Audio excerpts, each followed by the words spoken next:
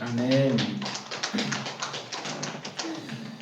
우리 오늘 함께 나눌 하나님의 말씀은 구약 성경 320쪽에 있습니다. 여호수아 1장 7절에서 8절 말씀입니다. 구약 성경 320쪽 여호수아 1장 7절에서 8절.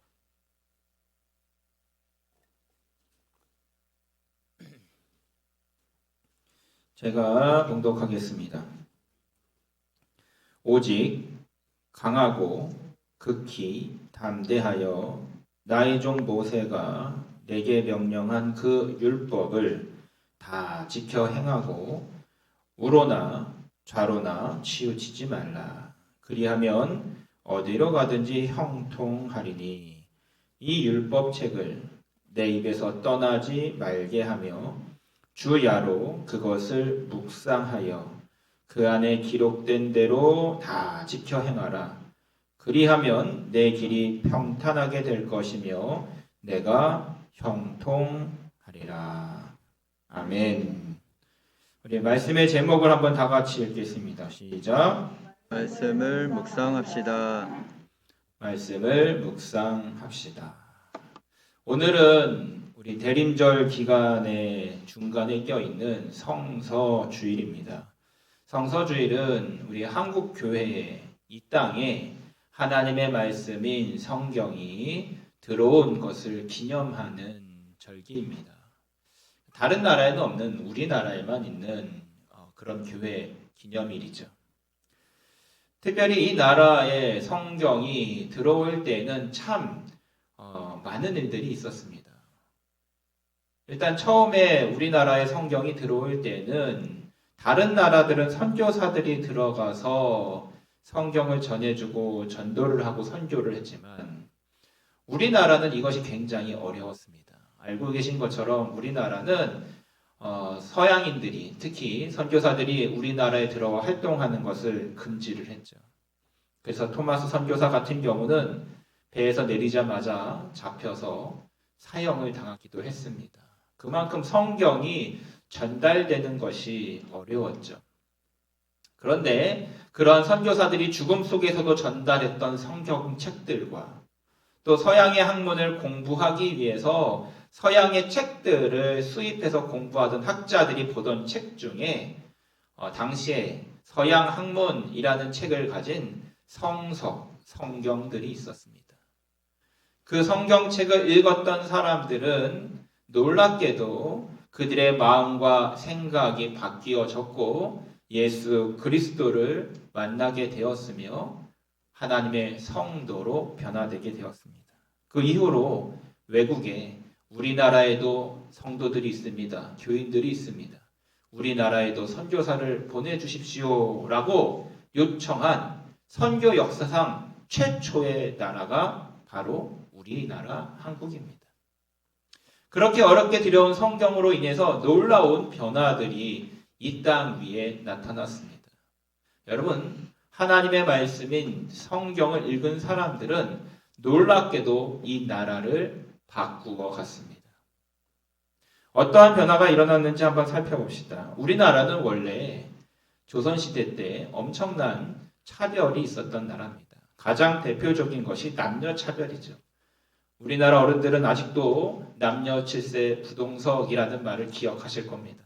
남자와 여자는 7살만 되어도 같은 자리에 앉지 말라는 겁니다. 초창기에 우리 한국 교회도 남자와 여자가 따로 앉아서 가운데 천을 치고 갈라서 예배를 드렸습니다. 그 정도로 유교 문화에서 남자와 여자의 그 차별은 굉장히 심각했습니다.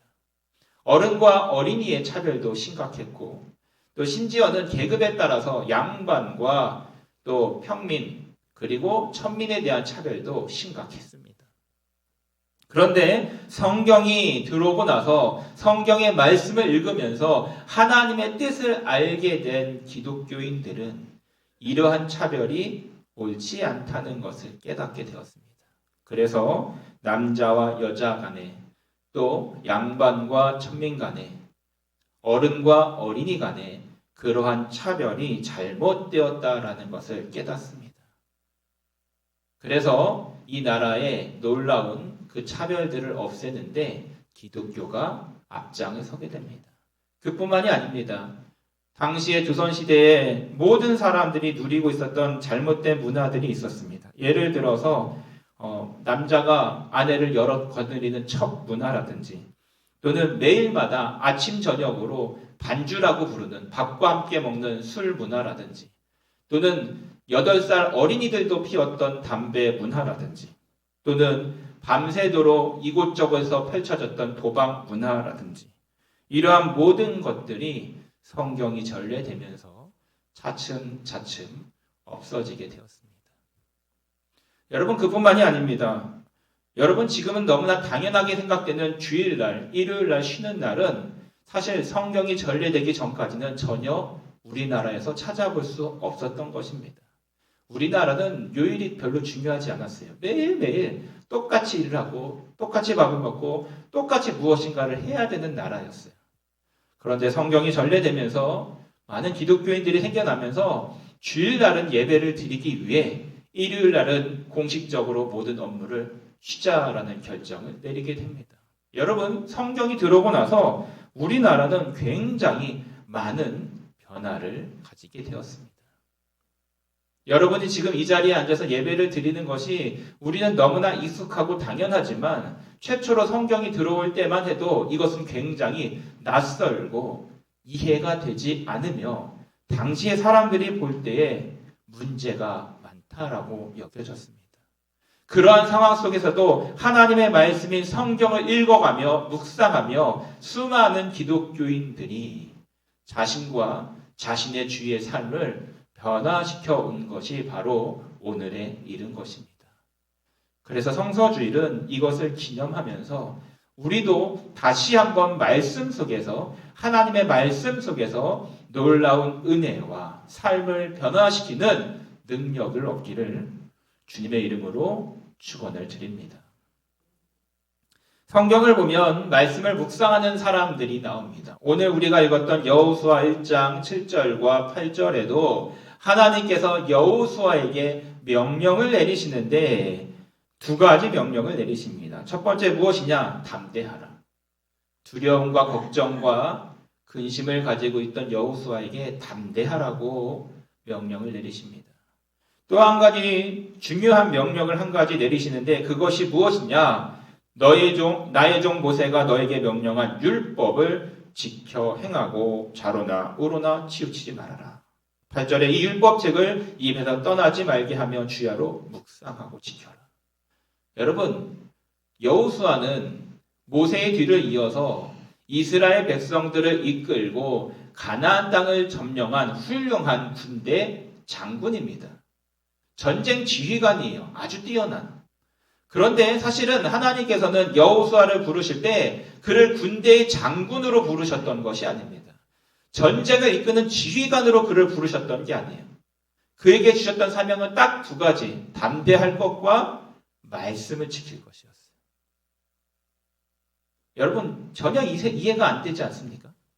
이제 가나안과 전쟁을 해야 되고 수없이 땅을 차지해야 되고 계속해서 전쟁을 반복해야 될 그때에 전쟁 지휘관으로서는 여호수아에게 명령하신 것은 담대할 것과 말씀을 묵상하며 지킬 거였어요. 그런데 놀랍게도 하나님께서는 그가 말씀을 묵상할 때 그에게 형통함이 있을 것이라고 축복을 하셨고 그 약속은 그가 죽을 때에 지켜졌다라고 그의 고백을 통해 확인되어집니다. 여러분, 말씀을 묵상하는 것, 하나님의 말씀을 가까이 하는 것이 왜 그렇게 중요할까요? 왜 그렇게 말씀 묵상이 우리에게 필요할까요? 하나님의 말씀을 알고 듣고 읽고 배우는 것이 왜 그렇게 신앙인에게 있어서 아주 중요한 일이 되는 것일까요? 성경에 보면 묵상이라는 말을 이제 표현을 이렇게 합니다. 눈을 감고 말없이 마음속에 생각하는 행동, 생각에 집중하는 태도를 묵상이라고 국어사전에 표현을 합니다. 그런데요, 성경은 이 묵상이라는 용어를 히브리어로 두 가지로 이야기합니다. 하나는 하가, 또 하나는 시아흐. 뭐 어려운 말이니까 쉽게 설명하면 이겁니다. 하가는 작은 소리로 읊조리면서 하나님의 말씀을 생각하는 거예요. 중얼중얼 거리면서. 여호와는 나의 목자시니 내게 부족함이 없으리로다. 다른 사람이 듣든 안 듣든 상관이 없어요. 이건 자기 혼자서 하는 거예요. 자기 혼자서 말씀을 읊조리면서 하나님이 나에게 주신 말씀을 내가 붙들고 살아야지. 이런 고백들, 작은 목소리로. 이것이 묵상의 첫 번째. 두 번째는 시야흐라는 말인데 깊이, 아주 깊이 말씀을 생각하는 거예요. 여러분, 오늘 예배를 통해서 저와 함께 하나님의 말씀들을 나눌 겁니다. 이 말씀을 그냥 듣고 이 자리에서 흘러버리는 것은 말씀을 깊이 생각하는 게 아니에요. 묵상하는 게 아니에요. 하나님의 말씀을 특별히 율법을 토라라고 부르는데 우리에게 선포하시는 들으라 이스라엘아 라고 이야기하시는 말씀이에요. 이스라엘아, 하나님의 백성들아, 성도들아, 말씀을 들어라. 그 말씀이 주어져요. 그러면 이스라엘은 꼭 그 다음에 하는 게 있어요. 그것이 무엇이냐? 히브리어로 레마라고 하는데 이게 뭐냐면 그 말씀을 내 말씀이 되도록 음식을 꼭꼭 씹어 먹듯이 그 말씀을 내 말씀으로 만들어가는 과정이 필요해요. 여러분, 하나님의 말씀을 우리는 영의 양식이라고 보통 부릅니다. 여러분, 오늘 식사를 하고 오셨죠? 식사를 하실 때 허겁지겁 먹으면 소화도 잘 안 되고 불편하고 힘도 안 나요. 그런데 식사를 할 때 꼭꼭 잘 씹어 먹고 균형 있게 식사를 하면 건강해지고 배도 부르고 맛도 있어요. 여러분, 하나님의 말씀이라는 영의 양식도 이와 같아요. 그냥 급하게 먹어버리면 이 말씀은 나에게 별로 도움이 되지 않아요. 그런데 그 말씀을 깊이 묵상하면서 꼭꼭 씹어 먹으면 그 말씀을 통해 주시는 하나님의 은혜가 있고 그 말씀을 통해 나에게 주시고자 하는 하나님의 말씀이 있고 그것을 붙들고 살아갈 때에 하나님이 주시는 형통함이 있다라는 것을 오늘 성경은 우리들에게 이야기하고 있는 거예요. 여러분, 성경을 보면 말씀 묵상에 대한 말씀이 참 많이 있는 걸 발견하게 됩니다. 시편에 수없이 많은 말씀들이 하나님의 말씀을 묵상하는 태도에 대해서 하나님의 말씀을 묵상하는 사람에 대해서 이야기하고 있어요. 시편 63편 6절에 보니까 밤중에도 주의 말씀을 묵상합니다 라는 말이 나오고 시편 35편 28절에도 나의 혀가 주의 말씀을 말합니다 라고 이야기해요. 시편 119편 78절에도 날마다 묵상하는 사람에 대해서 소개해요. 여러분, 성경 보면요, 묵상이 왜 이렇게 많은지 몰라요. 시편 19편 14절에는 나의 입술의 모든 말과 내 마음의 묵상이 주께 연락되기를 원합니다. 이렇게 고백하기도 해요. 여러분, 말씀의 묵상은요, 정말 중요한 거예요. 우리 말씀을 한 절 찾아봅시다. 시편 77편 12절입니다. 시편 77편 12절. 한번 찾아보시죠. 시편 77편 12절.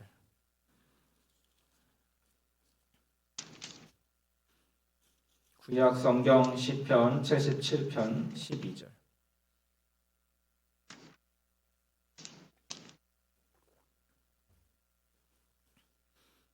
구약 성경 858쪽입니다. 시편 77편 12절. 같이 읽습니다. 시작. 또 주의 모든 일을 작은 소리로 읊조리며 주의 행사를 낮은 소리로 되뇌이리이다. 아멘. 여기서 작은 소리로 읊조린다라는 것이 묵상이라고 앞에서 설명했습니다. 날마다 주의 말씀을 묵상합니다. 날마다 주의 나를 위해서 일하셨던 그 일들을 되뇌이며 되새기며 기억합니다. 이것이 바로 묵상이에요. 우리 또 하나의 말씀을 한번 찾아봅시다. 시편 63편입니다. 6절에서 7절. 시편 63편. 시편 63편 6절에서 7절. 같이 읽습니다. 구약 성경 846쪽. 시편 63편 6절에서 7절. 같이 읽습니다. 내가 나의 침상에서 주를 기억하며 새벽에 주의 말씀을 작은 소리로 읊조릴 때에 하오리니 주는 나의 도움이 되셨습니다. 내가 주의 날개 그늘에서 즐겁게 부르리이다. 8절 나의 영혼이 주를 가까이 따르니 주의 오른손이 나를 붙드시거니와. 아멘. 여기 보면 다윗의 고백이 나옵니다. 이 63편의 제목이 부제가 뭐냐면 다윗이 유대 광야에 있을 때 지은 시예요. 유대 광야에서 사울왕을 피해 도망 다니면서 지은 시예요. 어려운 가운데 환난 가운데 있었던 다윗은 그 가운데서도 하나님을 묵상하는 사람이었어요. 시편 35편에 보면 다윗은 종일토록 하나님의 말씀을 묵상하며 종일토록 하나님을 찬양했다라고 고백을 해요. 사울왕을 피해 도망다니는 그 순간에도 그 어려운 상황 속에서도 날마다 말씀을 붙들고 살았던 다윗의 모습을 이야기해요. 그래서 다윗은 날마다 그 묵상을 통해 하나님을 가까이 했고 하나님의 뜻을 알았고 날마다 자신의 신앙의 고백 속에서 하나님은 나의 구원이시요 하나님은 나의 산성이시요 하나님은 나의 반석이시며 나의 구원의 뿌리라고 계속해서 고백했던 걸 보게 돼요. 왜요? 말씀을 묵상했기 때문에. 말씀을 더 깊이 사랑했기 때문에. 다윗처럼 여호수아도 평생 동안 말씀을 묵상하며 그 말씀을 지키고 좌로나 우로나 치우치지 않기 위해 노력했던 사람이에요. 여호수아 1장에 약속하셨던 그 하나님의 형통함은 결국 여호수아가 죽을 때까지 계속해서 그의 삶에 나타났던 것을 보여주고 있어요. 사랑하는 우리 복 있는 성도 여러분, 말씀을 사랑하는 것, 말씀을 묵상하여 그 말씀이 내 말씀이 되어지게 하는 그 모든 것들은 놀라운 능력과 놀라운 은혜가 있다는 것을 이야기해요. 우리 하나만 더 찾아봅시다. 시편 1편입니다. 시편 1편. 시편 1편 1절에서 3절까지 구약성경 805쪽에 있습니다. 시편 1편 1절에서 3절까지 같이 천천히 읽습니다. 복 있는 사람은 악인들의 꾀를 따르지 아니하며 죄인들의 길에 서지 아니하며 오만한 자들의 자리에 앉지 아니하고 오직 여호와의 율법을 즐거워하여 그의 율법을 주야로 묵상하는도다. 그는 시냇가에 심은 나무가 철을 따라 열매를 맺으며 그 잎사귀가 마르지 아니함 같으니 그가 하는 모든 일이 다 형통하리로다. 아멘. 시편 1편은 우리가 잘 아는 유명한 말씀이며 시편 전체를 이끄는 주제가 되는 말씀입니다. 이 시편 1편에 보면 어떠한 사람이 복이 있느냐라고 이야기할 때 2절에 보니까 오직 여호와의 율법을 즐거워하며 그의 율법을 주야로 묵상하는 사람이라고 이야기합니다. 하나님의 말씀을 사랑하고 하나님의 말씀을 즐거워하고 하나님의 말씀을 가까이 하면서 아침 저녁으로 그 말씀을 내 말씀으로 만들고자 묵상하는 사람이 복 있는 사람이래요. 여러분, 예배가 즐거우십니까? 말씀 듣는 것이, 말씀 읽는 것이 즐거우십니까? 이게 굉장히 중요한 부분이에요. 내년도 교회의 목적과 표어를 무엇으로 할까 고민을 참 많이 했어요, 저도.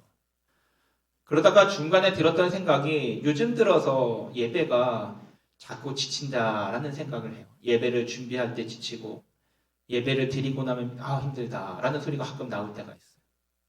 왜 그럴까 고민을 해보았더니 어느 순간 예배가 형식이 되어지고 의무가 되어지는 걸 발견해요. 예배 시간이 즐겁고 행복한 시간이 아니라 숙제처럼 여겨질 때가 있어요. 형식적으로 어쩔 수 없이 목사님 눈치 보느라 교회 나가고 어쩔 수 없이 우리 아는 권사님, 장로님 눈치 보느라 교회 나가고 누구가 생각해서 어쩔 수 없이 나가야 되니까 나가는 그러한 형식적인 숙제처럼 드려지는 예배로 느껴질 때가 있어요. 어느 순간 예배의 즐거움, 말씀의 즐거움을 잊어버릴 때가 있어요. 그래서 내년도 표를 저는 바꿨어요. 결정을 해서 처음에 생각했던 것이 있었는데 다시 바꿨어요. 어떠한 표현이냐면 즐거운 예배, 행복한 교회. 네. 내년도 표현은 즐거운 예배, 행복한 교회 이것으로 갈 거예요. 네. 예배의 즐거움을 좀 다시 회복하기를 소망하는 마음으로 표를 선정을 했어요. 예배의 즐거움 중에 가장 큰 즐거움은 무엇이냐면 말씀의 즐거움이에요. 말씀을 들을 때에, 말씀을 읽을 때에, 말씀을 다시 한번 묵상할 때에 생기는 즐거움이 있어야 돼요. 여러분 신앙생활의 가장 큰 즐거움은 하나님의 임재를 경험하고 하나님이 나를 만져주시고 도우시는 것을 경험할 때 이루어져요. 그리고 그것은 가장 크게 세 가지로 나타나는데 하나는 기도하는 가운데, 또 하나는 찬양하는 가운데, 그리고 마지막 하나는 말씀 가운데 나타나요. 여러분 성경 말씀 읽지 않으면서 신앙생활 건강하게 하기를 원하는 사람은 사실상 잘못된 거예요. 왜요? 말씀은 영의 양식이거든요. 밥을 먹지 않고 건강한다는 것은 불편하죠. 힘들어요. 아무리 약을 먹어도요. 밥을 제대로 건강하게 먹지 못하면 연약해질 수밖에 없어요. 우리의 영혼이 강건하려면 이 힘들고 어려운 세상 가운데 유혹과 시험에 넘어지지 않으려면 말씀이라는 영의 양식을 잘 먹어야 돼요. 예수님께서도 광야에서 40일간 금식하시고도 사단의 시험을 이기셨던 이유는 하나님의 말씀이라는 영의 양식을 잘 드셨기 때문이에요. 사단에게 시험 받을 때 예수님은 자신의 능력으로 사단을 내쫓지 않으셨어요. 어떻게 내쫓으셨어요? 하나님의 말씀으로.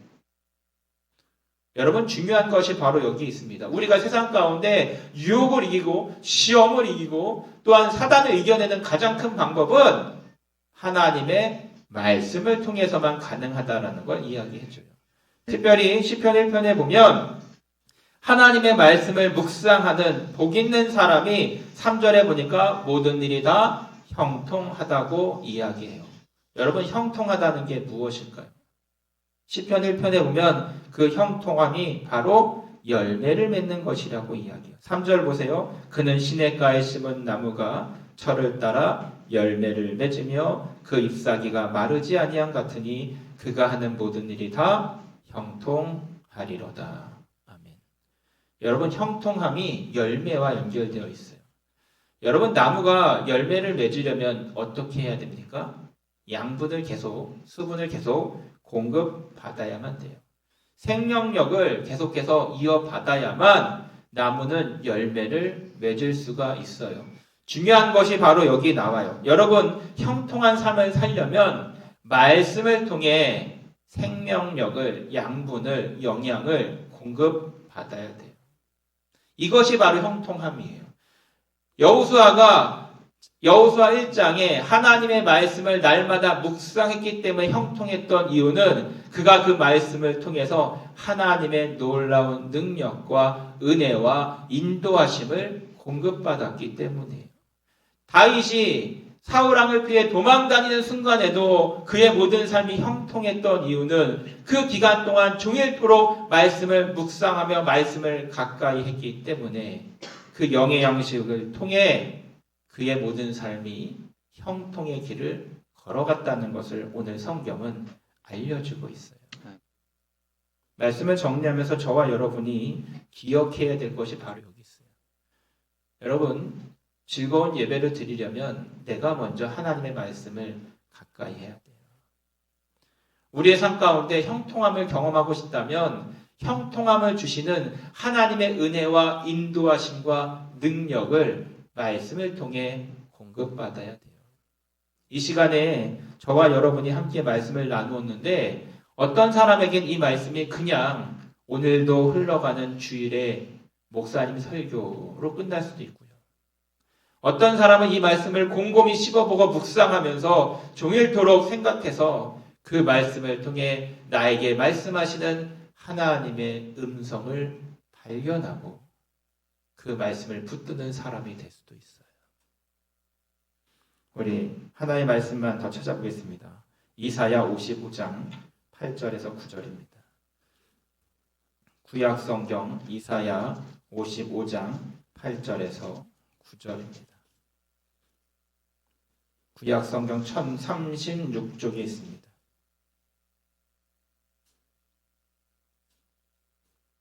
구약 성경 1036쪽 이사야 55장 8절에서 9절.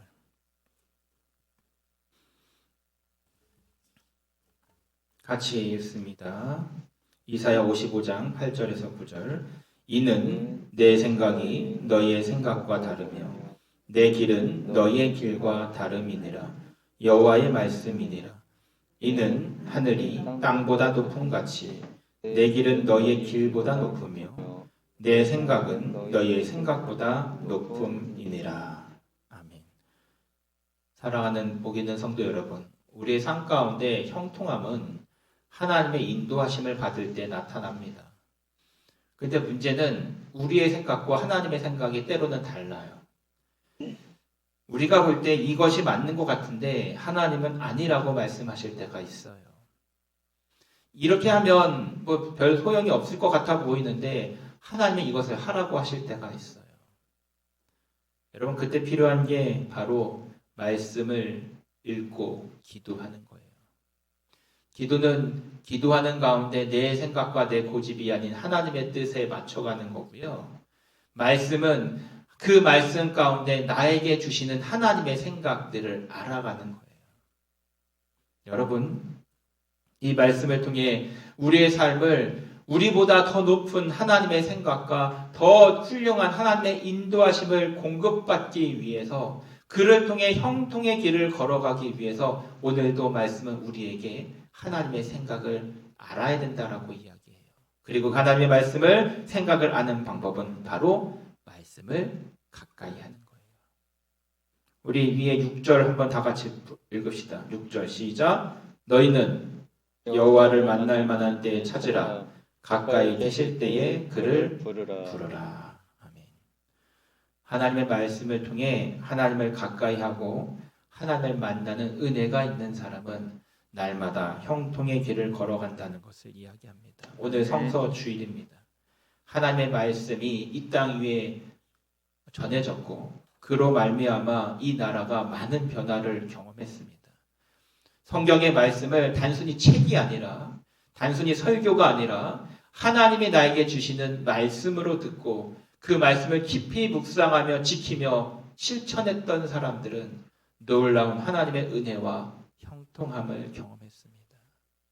우리 복 있는 모든 성도들이 이 하나님의 말씀을 깊이 묵상하고 실천함으로 하나님이 기뻐하시는 형통의 삶을 누리는 모두가 되기를, 정말로 이 나라, 이 민족 가운데, 우리 가족 가운데 정말 하나님이 귀하게 사용하시는 복 있는 성도들이 되기를 주님의 이름으로 축원을 드립니다. 기도하겠습니다. 하나님, 오늘도 말씀하여 주시니 감사합니다. 날마다 우리들을 부르시고 우리들에게 하나님의 말씀을 들으라고 하시는데 우리는 자꾸만 형식적으로 또 매주 있는 그런 단순한 설교로 지나버릴 때가 많음을 고백합니다. 주님 용서하시고 다시 한번 말씀에 깊이 있는 묵상을 통해 나에게 말씀하시는 그 하나님의 음성을 발견할 수 있도록, 나를 인도하시는 그 하나님의 선한 인도하심을 우리가 깨달을 수 있도록, 그래서 그 말씀을 통해 주시는 놀라운 은혜와 능력에 힘입어 날마다 형통의 삶을 살아갈 수 있도록 축복하여 주옵소서. 예수님의 이름으로 기도드립니다. 아멘. 찬송가 204장 찬송 드립니다.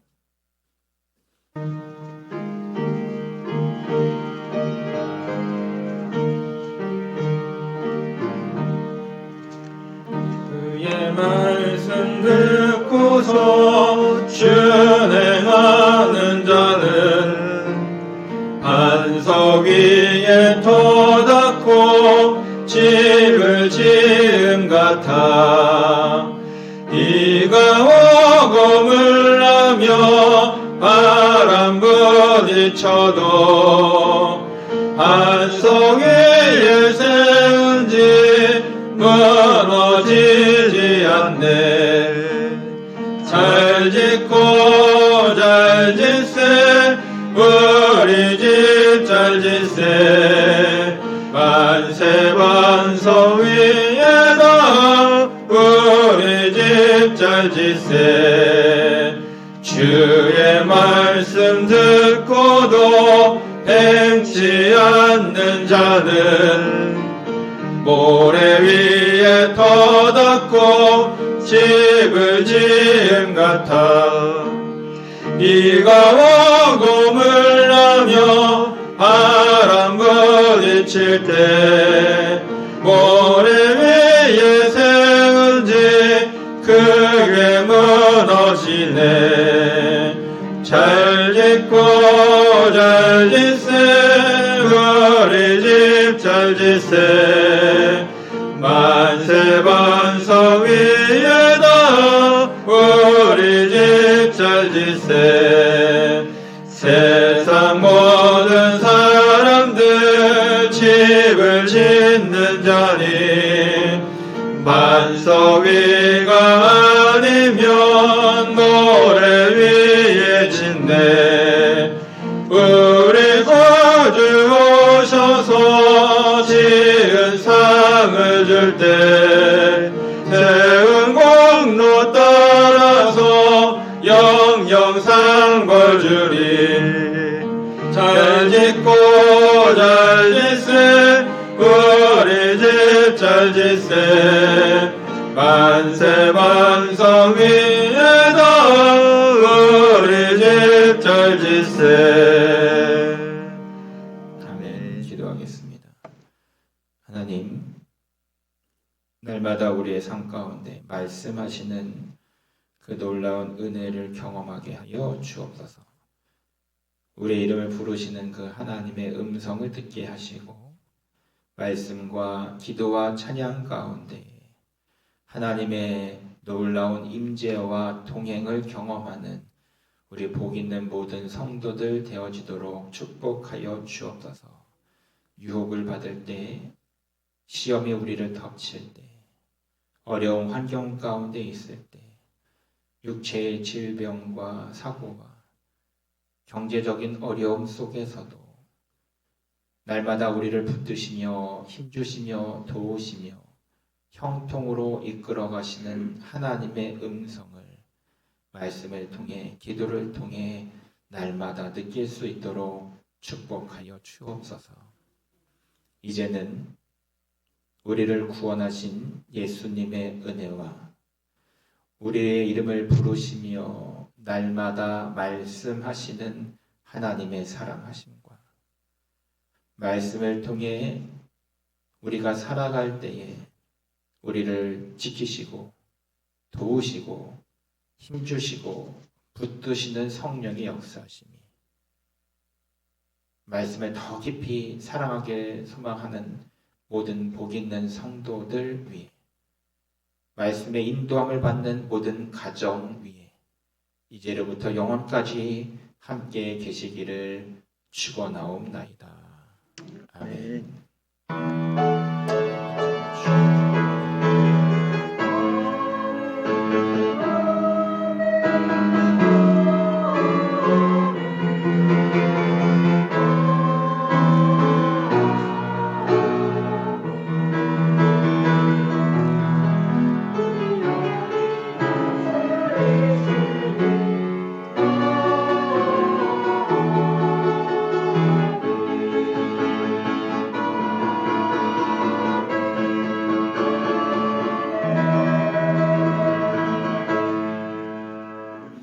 교회 소식 알려드립니다. 우리 대림절 기간입니다. 제가 숙제로 드렸던 한 영혼씩 마음에 품고 계속해서 기도하시기 바랍니다. 우리 각 부서는 다음 주까지 총회 보고해 주시기 바랍니다. 우리 여전도에도 다음 주에 우리 원래 총회가 있습니다. 여전도에 기억하시고요. 우리 부서별로 성탄 장식에 동참해 주시기 바랍니다. 앞에도 이렇게 성탄 장식 추리를 했는데 이제 부서별로 또 성탄 장식 이야기한 게 있거든요. 여전도회 같은 경우는 또 위에 2층 식당 같이 동참하셔서 성탄 장식 이렇게 해주시기 바랍니다. 사무연회가 1월 1일 첫 주 주일 오전 예배 후에 있습니다.